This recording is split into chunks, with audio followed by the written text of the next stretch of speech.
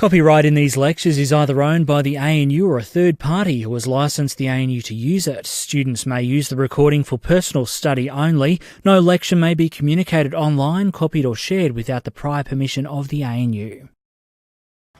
We're very lucky today. We're in this room and all the screens are working, so we don't have to sit on top of each other or anything like that. So we should be happy. It's only, what is it, week 3? 4? Gee. All right. Okay, a couple of things to get us started today. So yesterday we were talking at the end about correlation versus causation, and I mentioned some famous examples. So I've added some links to the interesting links part of the Wattle page, and these are basically just for you to look at and read. There's a fair bit of reading, but look, no one's going to make you do it, and I'm not going to test it, so you do it if you want to do it and you don't do it if you don't want to do it. But it's really kind of interesting. So the first one was a tale of imputed causation where really none existed, which is polio and diet. And so the first link I've posted up here is an article by a doctor named Ben Sandler, written in 1951, where he makes the argument that diet prevents polio. So this document was the basis of policy that was presented to the state legislature in North Carolina in the United States. And on the basis of this document, they came pretty close to banning sugary products, in particular soda, soft drinks. So anyway, it's a long read. It's a very long document. Goes for pages and pages. Written in 1951, so one of the things you might look at is the set of graphics that appears inside this paper, and just to get a sense of how life has changed in the 70 years since then, roughly 70 years. So scatter plots were still very popular, as you can see. And as you scroll through, you'll see that, no colour, of course. They couldn't print in colour back then and all that. So, big, long article.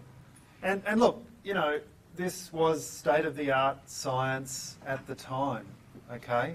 And, from a historical perspective, these things are really interesting because, these days we have a pretty good handle on the medicine around polio. Polio is eradicated in most parts of the world, although I had a colleague last week who went to the University of Papua New Guinea and needed to get a vaccination before they left because of polio. So it exists in some parts of the world, eradicated here in Australia. It's a dreadful, dreadful disease.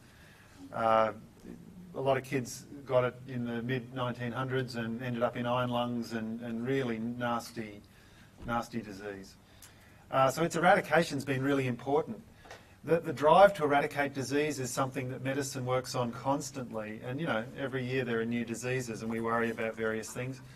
So this as a policy document was presented to a state legislature. It looked like good science. It established correlation, but made an argument for causation, and that argument ultimately didn't prove to be true.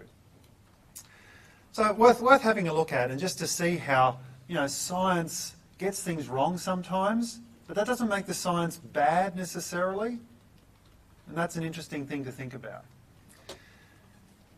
One of the things to think about today in the modern world is where we're headed with questions around climate change, because there's a lot of people say the science is settled, okay, that humans are changing the climate, and you go outside and you know that it's very hot. I did some work last year with the Weather Bureau. There are a lot of people who don't believe in climate change, who do their own science, send it to the Weather Bureau, okay? Very detailed scientific arguments saying climate change doesn't exist. They go back into the historical record of temperature. There was a heat wave in Australia in the late 1800s, hotter than it currently is, and so the argument was it's not getting hotter now, we're just experiencing something like we experienced a century ago, and so on. And, I don't think there's probably anyone in this room who doesn't doubt that climate change exists, because you're all young and you're all seeing it play out in your lives, right? But there are people who don't think so. And the science around polio was somehow similar. And now we've got good medical evidence that brings us forward. Okay, so there's some interesting parallels that we can draw. I don't know if you've heard of Freakonomics. Freakonomics is this rather nice website which looks at all sorts of controversies, usually in economics, but you know, economists think that the whole world is economics, so you can talk about anything. So there's a YouTube video here which talks about the polio versus ice cream story. That's worth watching, and it's a nice take on correlation versus causation, and Freakonomics takes on that topic. So that's definitely worth looking at. So this was a case where there's definitely correlation. By the way, the reason we think that there's correlation here is that both dietary factors, so intake of things like soda and ice cream which contain sugar, they tend to happen more in the colder months. Polio is a temperature-triggered disease, they think, and so it's a lurking factor, temperature, which is probably driving changes in both of those variables. So it's not the case that eating the sugar might cause the polio. It might be a lurking variable like temperature that's actually driving both of those changes. The second thing I've put up here, which is really interesting and worth reading, and look, I'm putting up a lot of reading here, and I know you guys have limited time, but this one is a really fascinating story about Sir Ronald Fisher. I've mentioned Sir Ronald Fisher a few times in this class. He was a funny guy, a genius, almost everybody says, but a mean-spirited man, most people say too, those who knew him. And his story is really interesting. A brilliant scientist, a brilliant statistician. But this story here shows you that no matter how brilliant you are, you can convince yourself of something and then it becomes true, right? And this is particularly, again, salient in this age of fake news, or they say that we've reached the end of truth. Truth doesn't matter. All that matters is opinion. And Sir Ronald Fisher published a lot of science, and again, principled science around the question of causation between smoking and lung cancer. So there's a picture of him, by the way. You can tell he looks a bit mean. I think there's another picture later in this article.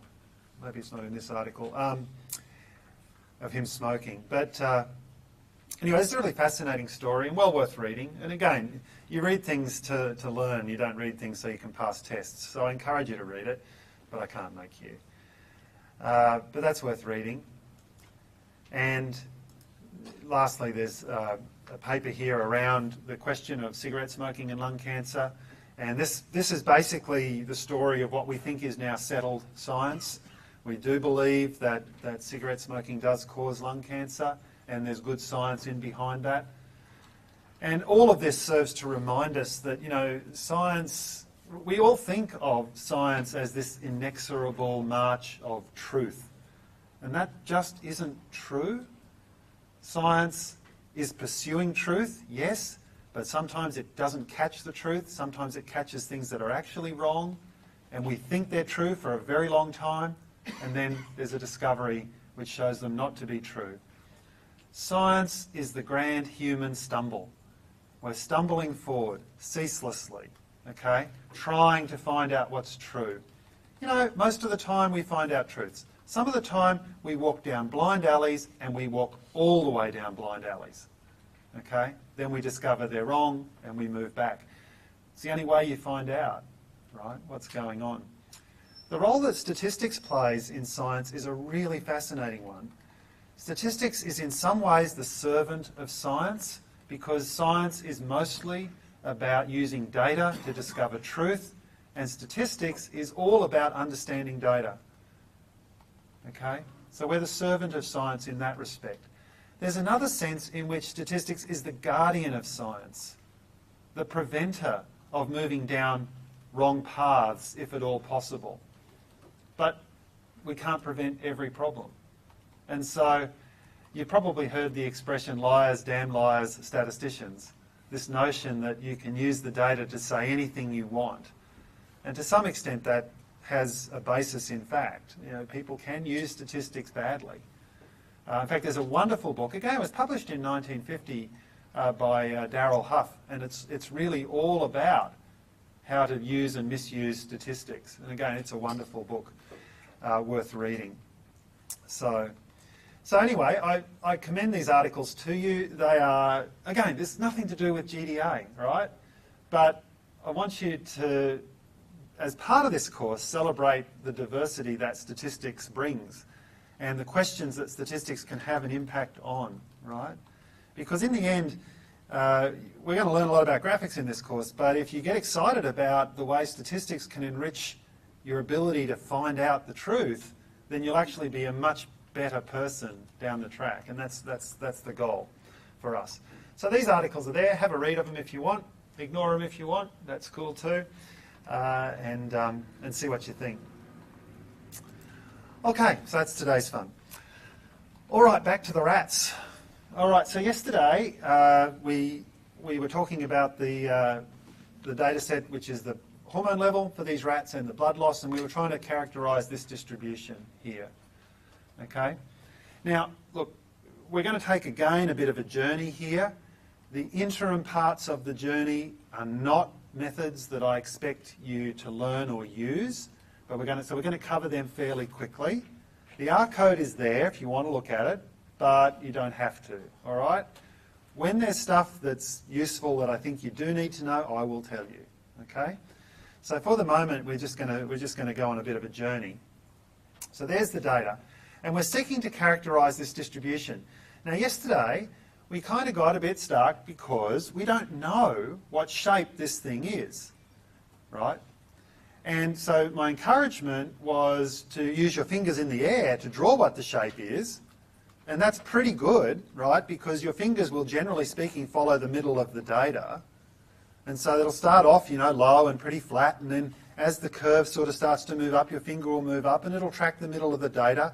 But then as the data gets more dispersed, the middle is a harder thing to define. And if I gave each of you a crayon and a piece of paper with this data on it and I said, draw me the curve, by rights, I probably would get about 150 different curves. And at the left-hand side, they wouldn't be much different because the data's pretty unequivocal about where the curve should be. But at the right-hand side, we'd see all sorts of things. And that really reflects something about your personality. Some people will chase the outliers. Some people will stay faithful to the middle and ignore the outliers. And it's just what's built into your vision as far as what you see. But science doesn't work on the basis of this picture is my opinion about where the line goes, right? And you can't have principled science if you've got 150 different lines and nobody can agree what the real relationship is. So the path that we're on is trying to characterise this relationship, and there are two pathways we can take. The first pathway you'll be familiar with. It's the pathway of parametric statistics. So you've all fit straight lines to data in past lives, and straight lines are very compact descriptions of what's going on.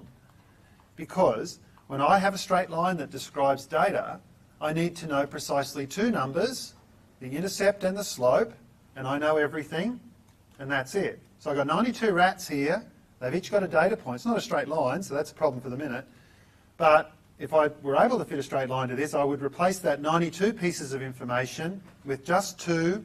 Actually, there's a third one, but just two to start with, the intercept and the slope. That would describe the relationship. The third one is the spread, okay, which we can estimate, and we talk about that because we're statisticians.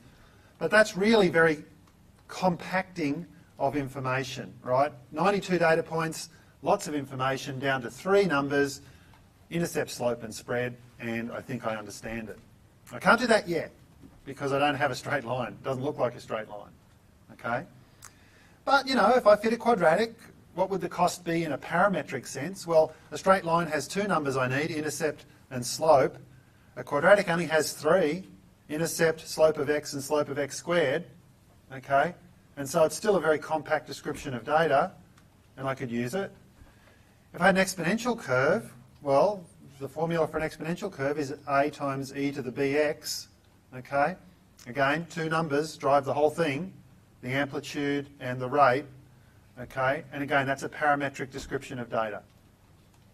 So parametric models, such as straight lines, quadratics, exponentials, all of which we can fit, and we will, are very compact, possibly wrong, but people prefer simplicity, right?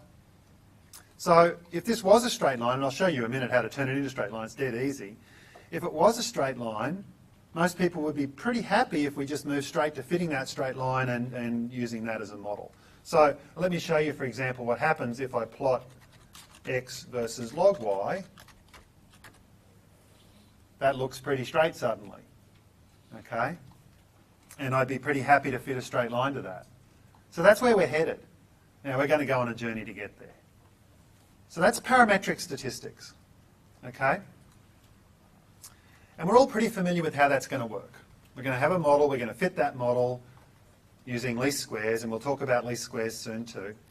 And then we'll have a predictive model we can use, all right? Okay, what's the alternative? Let's go back to the original plot. The alternative approach is called a non-parametric approach, and the word non-parametric is actually a very bad description of what it is we're going to do, okay?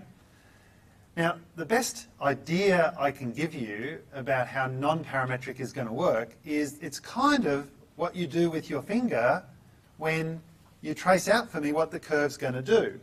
You follow the data along.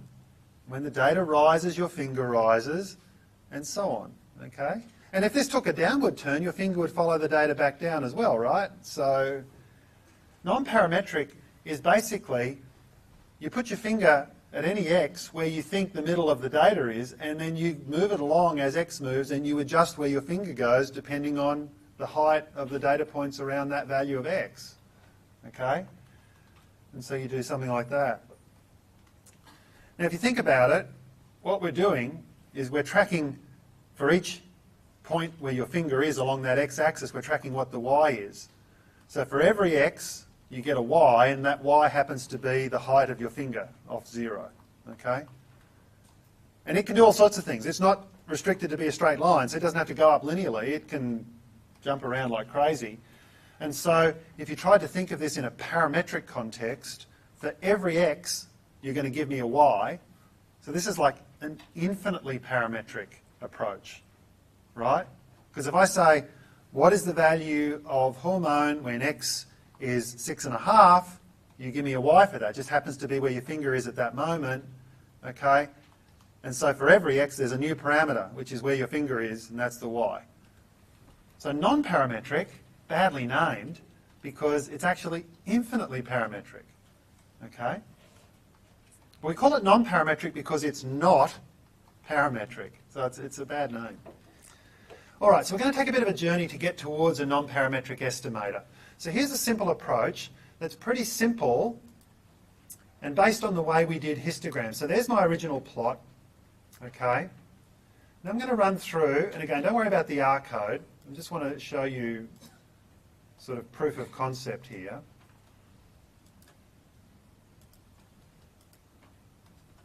Okay? So again, don't worry about the R code, it's not important. So what we've got here is we've got our picture, and what I've done is I've sliced it up. I've said, let's divide this range into bins. So I've got the X range here, and I've divided it into bins. The way I've divided it into bins is I've said, well, I want to have a reasonable number of points in each bin. So I ordered the data, okay, and then there's 92 data points. I'm going to have 6 bins. That's my choice. I could have more, I could have less. I'm going to have 6 bins. So the first 15 data points go in bin 1, the next 15 data points go in bin 2, and so on. So I'm kind of doing what I would have done with a histogram, just putting a set of bins down and seeing where the points drop. But now I'm doing that in 2 dimensions, okay? So I'm putting a set of bins down on the x-axis, and then within each bin, I'm going to represent the data by a box plot, okay? And so my basic idea here is that if I have really narrow bins, inside those bins, the data shouldn't be moving too much. It should be roughly stable. And I can represent that bin through its mean or median. Okay? So if you say to me, where is y when x is close to 0, you just take the mean of the points where x is close to 0 or the median of points where x is close to 0. So that's all I'm doing. And then I move across a little bit and I'm looking at this little slice here, right, the second slice. And in the second slice, if I said to you, what's the value of y in this slice, you might take a mean within that slice and so on. Okay? Now nobody does this. But this is moving us towards a non-parametric approach because what I'm ultimately going to do is create what's called a running mean. Okay? So as I move across, I'm going to have a little window. This should start to seem familiar to you, right? Because with histograms, we had a fixed set of bins. So here I've got a fixed set of bins. Inside each bin, instead of counting the points in each bin, which is what I do in one dimension, I'm just going to create a little representation of the y's using a box plot. Okay? Now, what I'm going to do is I'm going to go back, redo this plot. So that's what I'm heading towards. What I'm going to do is go back and redo this plot. When I do the plot, I'm just not going to put the points on this time. So I'm going to use type equals n. Points are gone. But then I'm still going to add those box plots. Okay? So, because the points just get in the way at this minute. Because all I'm doing here is I'm saying, well, this is now a description of my data, but I've taken the data out so you can't see it anymore. Now, have a look at this and think about what you did with your finger yesterday when you described this data. Right? Yeah, well done. He's doing it. Awesome. Start at the left. Fingers are close together. As you move to the right, fingers get further apart. That's what's happening to the box plots, isn't it? If you go from middle to the middle on the box plots, they're flat and then they start to rise. Yeah? So middle to middle. And that's a picture of what's going on with the data. And then remember, box plots have that box, right? So it's got the middle half of the data. And you can see that they're small down here and then up here they're really big. And you can do that thing, right? So this is our first attempt to summarise this two-dimensional data using slices, little slices, okay? And it's like a histogram, but it's like a two-dimensional histogram. Inside every slice, I'm representing the y's using a box plot. Now, let's be clear. Nobody does this, okay? This is just part of our journey towards understanding what you could do and what we will do. Okay? Now, what's going on here is that within each slice, I'm representing what is a lot of data, essentially by 5 numbers, but principally by the 2 quartiles and the median. And if I'm only worried about location, I only need the median. Okay? And I could just join the medians. I'd get what's called a median line, and I would get a picture of where the data goes. All right. Now, I could play around with these slices. I could have lots of slices, or I could have very few slices, okay? If I have just one slice, and I represent that whole thing by the mean, I just get a flat line. And that's terrible. It doesn't describe the data at all, okay? If I have lots of slices, right, between 0 and 25, instead of having them spaced apart, about 5 apart, if I made them really narrow, all right, the line's going to jump all over the place because the median is not going to be very stable. I'm going to get a very bumpy line. Okay? Now this should start to look to you like what we did as we moved from histograms to talking about densities. Remember what we did?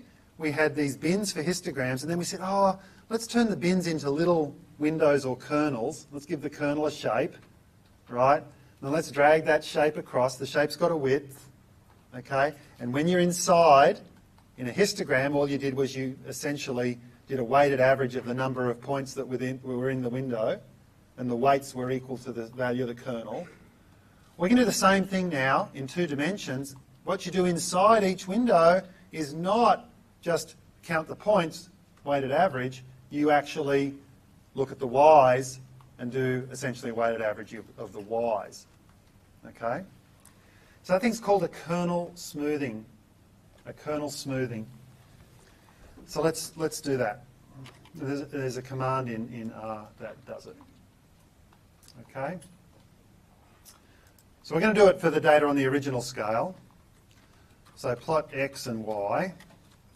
There's the data. Lines Now, the command for kernel smoothing is ksmooth. Ksmooth. Not like K-pop, pop music from Korea. This isn't smoothing from Korea. K here stands for kernel. Kernel smoothing. Okay? Ksmooth, you give it X, you give it Y. What else do you need to give it? All right, well, before we complete this line, let's ask for help. Because I want to get you into the habit of asking for help. Well, let's do help on Ksmooth. Let's see what it tells us. So over here, help has appeared. So first of all, it tells you who were the two statisticians who developed this. Two guys named Nadaraya and Jeff Watson. Jeff Watson was Australian. Okay, so Australian statistician. Ksmooth XY, then you've got kernel equals, you've got two choices of kernel, box or normal. Then bandwidth equals, and that's the width of the kernel. Now, this is where, for a moment, we sit and we grumble because there's no consistency between the options names in R, right? Because in density, you had density of X and then you had window equals or kernel equals, right? That's cool. Then you had width equals, okay, to get the width of the kernel. And for densities, you had a choice of, something like 7 kernels, but there was rectangular, R, Gaussian, G, triangular, Epenichnikov, cosine, etc. Right? Well, for Ksmooth, the option's called kernel, so that's cool. You only get two choices, rectangular and Gaussian, but they call them box and normal. Well, that's fine. I mean, rectangular, right? Rectangular, it's like a box, so okay. Gaussian, well, we know the Gaussian curve is the normal curve, but, you know, why on earth couldn't they just use the same damn name so it'd be easier to remember, right? And my simple answer to that is because this is not a Microsoft product, folks, okay? And when you open a Microsoft product, you know what's going on. Even if you've never opened it before, File menu, under File, New, Open, Save, right? Under the Edit menu, you know, cut, copy, paste, you know exactly where they are, you know exactly what the shortcuts are. They're the same in every piece of software because someone in Microsoft looks at it and goes, let's make this a consistent experience for everybody. You might hate the product at the end, but you can't complain that it's not consistent because it is. That's not the way R works, okay? R is literally written by hundreds of people, right? People write their own functions and they add them to R, they write their own packages and they add them to R. But even in the base package, this is part of the base package, right? Functions which do ostensibly similar things have all sorts of different names for the options. And this creates a problem because it's hard to remember stuff, right? So you have to think to yourself, I'm using density, okay, it's window equals and it's R or G or T for rectangular, Gaussian, triangular, etc. Got lots of options. As soon as I move to Ksmooth, they're the same shape of kernel, it's just they've got different names, box and normal and so on. That's why using help is necessary in R, because there's no consistency. And unlike Microsoft, you can't even write and complain. Who do you write to, right? So it's no good. So you just have to learn it. You just have to learn it. Okay, so these are our options. So let's do it. Let's go. So let's put the plot back on the page. By the way, in this thing here, you can see plots are under this tab, so that plot's still there. Okay, so I go lines, Ksmooth. I give it X, I give it Y. Okay, so it's kernel equals. So I've got a choice of box or normal. So let's go box, B. You can use the first letter, you don't need to type the whole thing. Kernel equals B. Bandwidth, which is what it says, what it calls width. Bandwidth equals. Now, I'm going to choose a small number for bandwidth at the moment. Bandwidth equals 1. Okay. And then LTY equals 1. So I'm going to add just a black line. There it is. There's my kernel smooth when I have a really small bandwidth. Now, I deliberately chose a small bandwidth so you'd see how bumpy it is. Right? See how bumpy it is? And not only is it bumpy, it's got gaps. And the reason it's got gaps is because that window is so small that sometimes there's nothing in it as it slides across. So what it's doing is you've got this little window, it's a little box window, so it's a little rectangle, right, little weight function, looks like a little box, and it slides across from left to right, and what it's doing as it slides across from left to right is it's calculating the mean of the y's that are inside it.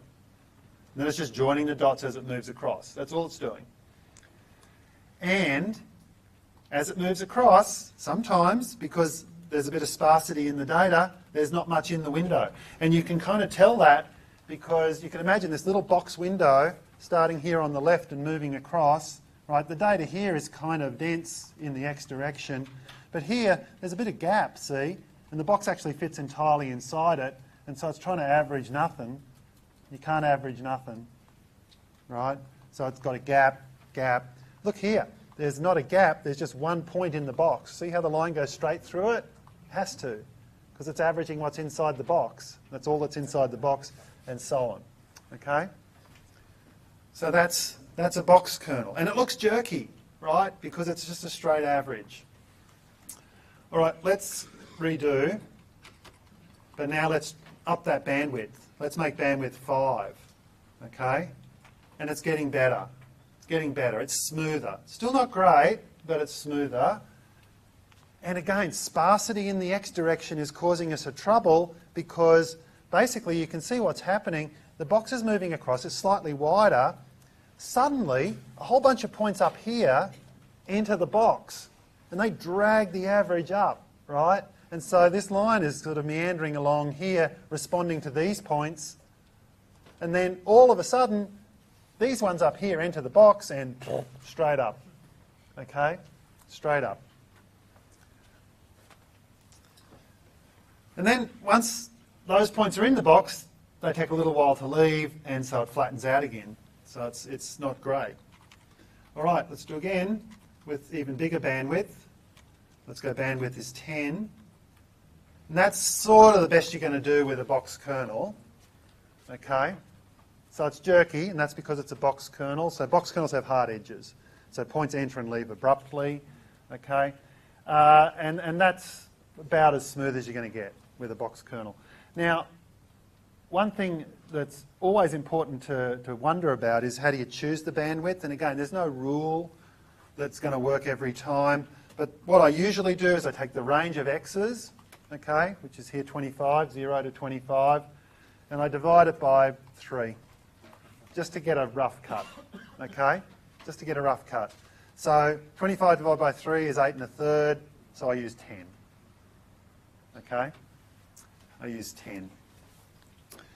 All right, so let's try the other kind of kernel shape.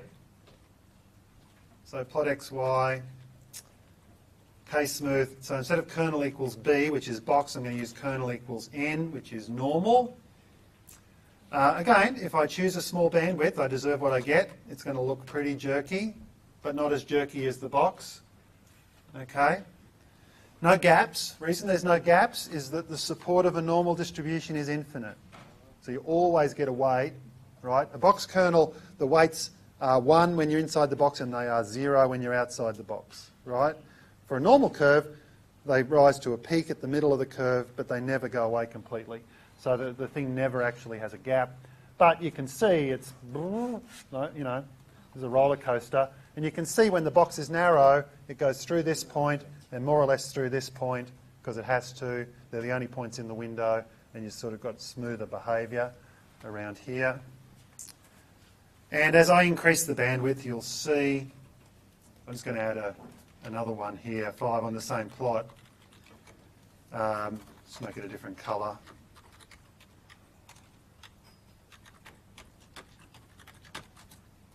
Okay, so that's with bandwidth 5, and you can see it's much smoother. So normal kernels are generally more smooth. And if I rack that up to 10 and I make it green,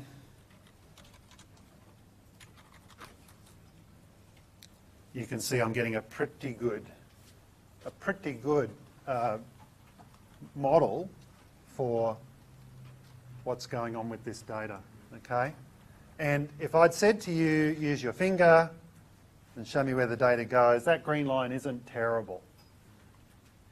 Now, apart from probably here, right? Because I'm guessing if you were using your fingers when you were heading off the right edge, you're still going up. Right? Okay. So that's called an edge effect. Kernel methods suffer from edge effects because when that window departs the right edge of the data, there ain't nothing to average. Okay, so it averages fewer and fewer points. So this can wiggle around a fair bit, and it's dominated by what's happening on exit, right? So you'll very often get edge effects in kernel smoothers, one of those things. But let's talk about the edges, because it's important to talk about the edges. So here we've got a statistical model that relates blood loss to hormone level, okay? Now, before I showed you any of this stuff with normal kernels and all that sort of junk, and I just got you to use your fingers, everyone did this, right, down the bottom, and up. And on exit, still going up, right? Okay. Now, on the left-hand edge, there's nowhere to go. If I said to you, continue on the left-hand edge, you would rightly say to me, you cannot induce less than 0 blood loss in a rat. Well, you could pump blood into it.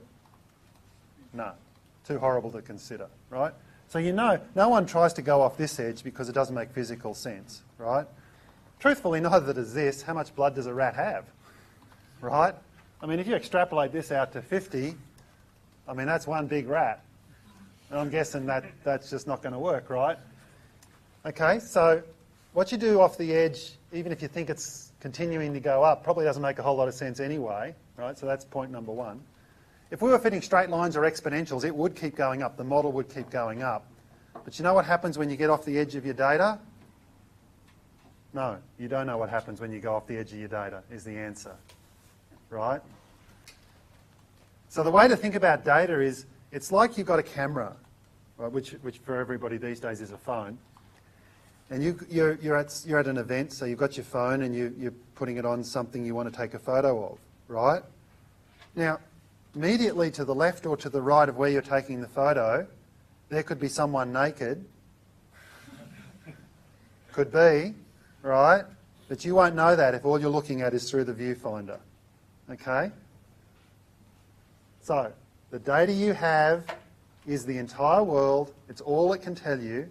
It can't tell you anything off either edge, and you can't look, right? And so, one of the big ticket items in data analysis is extrapolation is extraordinarily dangerous, okay? Which brings us back to something we were talking about earlier, right? Climate change. How high is the temperature on Earth going to go? We don't know. The models say it's going to keep going up. We don't know. We don't know. My best advice is wait till next year. Then you'll find out, right? But all that's saying is you'll get more data. And so unless you can get rats who have more blood, you don't have any business guessing what's going on out here. And so edge effects aren't as bad as you think, because sometimes they're really an acknowledgement of the fact that beyond here you best not be guessing. Okay, so that's kernel smoothing. Now, what is kernel smoothing doing? It's doing local averaging of the y's inside the window as you slide it across from left to right. Okay, that's what it's doing. Now, there's an alternative to doing local averaging, and it's pretty cool. So people do use kernel smoothing. It was very popular in the 1980s, right? Then a guy named Bill Cleveland, who was at AT&T Bell Laboratories in the United States, came up with this new method. And it's called LOWESS, which is spelled one of two ways. It's either spelled L-O-W-E-S-S or it's spelled L-O-E-S-S. So sometimes the W goes missing depending on who you're talking to. And I can tell you where the W comes from. So LOWESS, I'll type it here. L, local. So L stands for locally. Actually, I should make the O capital as well. L-O. And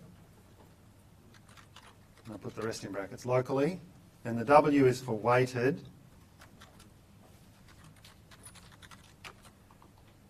And then the first S is for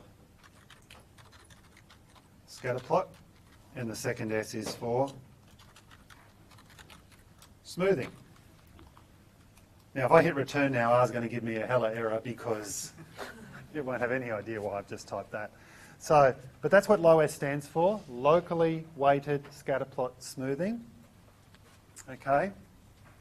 And its acronym is, as you can guess by all those capital letters, not LOPWES, LOS. Okay? Now, by the way, if ever you want to type something into R and not have it actually evaluate it, put a hash in front of it and it'll ignore it. Okay? Good programmers, when they program stuff up, put lots of comments in so that anyone coming in behind them can actually understand what on earth they're doing. So if you see well-written R code, there'll be all these hashes in there showing you what people are up to. Anyone who's just programming for their own pleasure generally just ignores all that. Regrets it 6 months later when you come back and have no idea what you did, but that's the way life is, isn't it? Okay. Every time I discover something important in my life, I make a note, oh, this is really good, I now know how to do this, and next time I have to do it, it'll be fine. But then the next time I have to do it, I always have to relearn it, right? And, you know, I can tell by the couple of people nodding that this is not an unfamiliar experience. Eh? So, okay, how does LOS work? So the command in R is LOS, L-O-W-E-S-S, okay? So what do? We do what we always do when we don't know how something works. We ask for help. LOS, scatterplot smoothing, locally weighted polynomial regression. Okay, so what's it doing? It's taking a window and it's moving it across the page from left to right on the scatterplot. And inside the window, it's calculating, it's fitting a little polynomial, a little curve. Okay? But it's doing something else. It's a little bit different to what kernel smoothing did. With kernel smoothing, the width of the window doesn't change. It's always what you say it is. So if you start off with width equals 5, then all the way across you've got this width 5 window dragging across. So it's what's called a fixed bandwidth smoother. Okay? Now, we discovered by looking at our example that fixed bandwidth smoothers have the weakness that if there's sparsity in your data in the x direction, there can be gaps, right? Windows in which there's no data. So that's a problem. LOS tackles that by using what's called variable bandwidth smoothing. It lets the window grow and shrink depending on how sparse the data is in the x direction. So instead of saying width equals and giving it a number, which is the physical width of the window, it uses an option called f equals, which is the proportion of data that's in the window. Okay? And the default is 2/3. So it says, I'm going to have a window and I'm going to make it wide enough to incorporate 2/3 of the data as I drag across. Okay? So that's what it does. So the format is LOS XY, f equals 2/3, and the rest is just junk, right, that you don't need to worry about. F equals 2/3 is the smoother span. This gives the proportion of points in the plot which influence the smooth at each value. Okay? So the default is to have 2/3 of the data in the window at any moment as you move across from left to right. So let's do this. Let's run it and see. So we start with plot XY again. There's my original data. Okay, lines, LOS, XY. Okay, I'm going to use the default, f equals 2/3. Okay, so the syntax is really simple. There's the curve. That's the LOS curve. Now, there's a lot of points in here, down the bottom, right? Because it includes all the rats who had 0 blood loss, the control group. So, as your window starts on the left-hand side and moves across, it's tiny. And it's tiny because there's a lot of points down there. 2/3 of the points are down there. When it moves off them, the window gets wider. And when it's up this end where the data's sort of spread apart horizontally, the window's quite wide. So it accommodates sparsity in the x direction by growing and shrinking the window appropriately. Now in this case it only grows it because the data sparsity only increases as you move from left to right.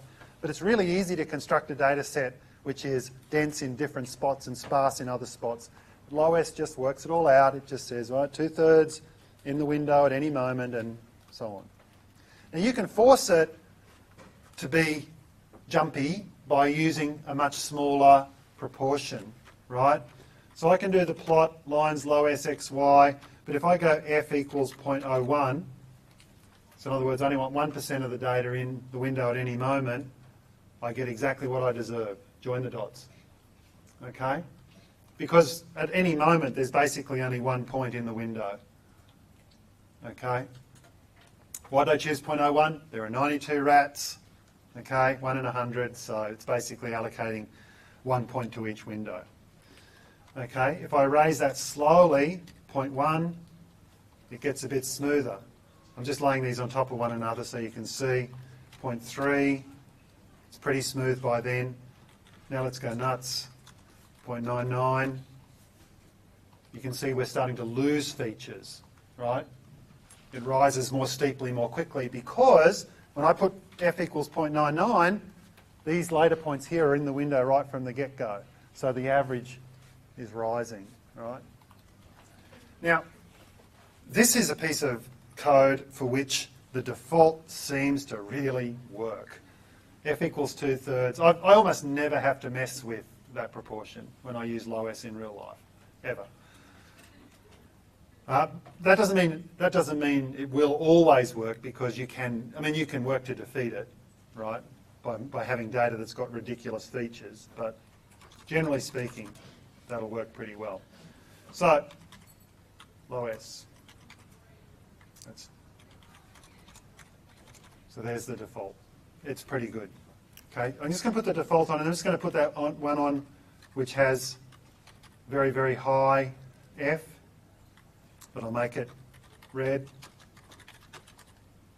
Okay, you can see the difference, right? The difference is all here, and it's there because what's happening is this line here, the black line, is not being influenced by these guys, right? Because they're not in the window. Okay, but when I make the window artificially large by insisting that most of the data has to be in it most of the time, these points here are actually dragging that line up, and that's why it's north. Okay, so it's all good. Okay, now Ksmooth and LOS give you non-parametric curve estimators. Okay, they're both non-parametric methods. What I would like to show you is how they compare with one another, right? So let's do that. Let's go back to the original plot, plot x, y. Then I'm going to put the Ksmooth line on. Okay. I'm going to use a bandwidth that I think is about right. So I think a bandwidth of around 10. I'm going to use a normal kernel. Okay, so the Ksmooth's in green. The LOS is going to be in red. Okay, so you can see the difference. Now, I've chosen a good bandwidth for the kernel estimator here, but it's a fixed bandwidth. So you'll notice that where the data is relatively dense, the window width isn't a problem. And so the LOS curve and the Ksmooth curve are pretty much right on top of one another. Where the normal curve starts to struggle, where the Ksmooth curve, I should say, starts to struggle, is where the data starts to get sparser horizontally. And you can see it ends up doing this, whereas the LOS curve is able to more or less deal with that. The other thing about the LOS curve, which I haven't told you yet, is that it fits a local polynomial, but it actually doesn't use least squares. It uses a robust fitting method that is better at dealing with outliers. And so it's not going to tend to be as influenced by outliers as the normal curve. This normal curve here is basically, the reason that as it exits, it's starting to head down, is that guy there. That guy there. Right? One rat caused all that trouble. That dirty rat. Actually, it's a bloodless dirty rat. Okay. So, someone sent me an email yesterday quite sensibly telling me that my lectures tend to be cut off in the recording because I never can finish on time. So today, I shall finish on time. That'll do us.